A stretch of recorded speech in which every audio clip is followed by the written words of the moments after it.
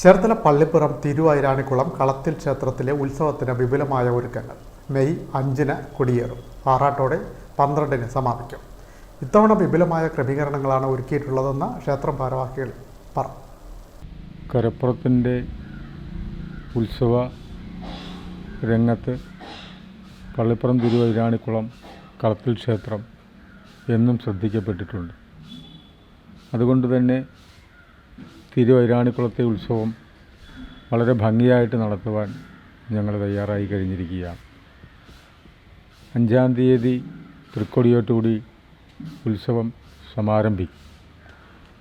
ഉത്സവത്തിൻ്റെ മുന്നോടിയായിട്ടുള്ള പന്തലിൻ്റെയും പെയിൻറ്റിങ്ങിൻ്റെയും മറ്റനുബന്ധ കാര്യങ്ങളും ദ്രുതഗതിയിൽ പണികൾ പൂർത്തീകരിച്ചു കൊണ്ടിരിക്കുന്നു.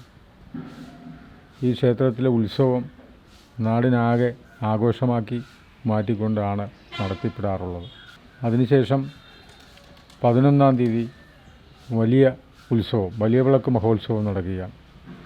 വലിയ വിളക്ക് മഹോത്സവത്തിൻ്റെ ഏറ്റവും പ്രാധാന്യമെന്ന് പറയുന്നത് കേരളത്തിലെ എണ്ണം പറന്ന ഗജരാജാക്കന്മാർ ഈ ക്ഷേത്രത്തിൽ എത്തിച്ചേരുന്നു.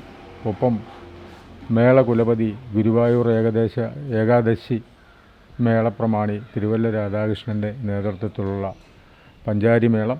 12-ാം തീയതി ഏറ്റവും ശ്രദ്ധേയമായ ആതിരദർശനത്തിൻ്റെ ഒരുക്കങ്ങളും പൂർവാധികം ഭംഗിയായി തന്നെ നടന്നുകൊണ്ടിരിക്കുന്നു. ഈ ക്ഷേത്രത്തിൽ അന്ന് ഒരു 15,000 പേര് എത്തിച്ചേരുമെന്നുള്ളതാണ്. ഞായറാഴ്ച കൂടിയാണ്.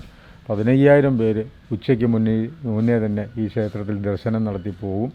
അവർക്ക് വേണ്ടുന്ന എല്ലാ സജ്ജീകരണങ്ങളും അവർക്ക് നല്ല രീതിയിൽ തൊഴുത് ദർശനം നടത്തി പോകുവാനുള്ള എല്ലാ സജ്ജീകരണങ്ങളും ഒരുക്കിയിട്ടുണ്ട്.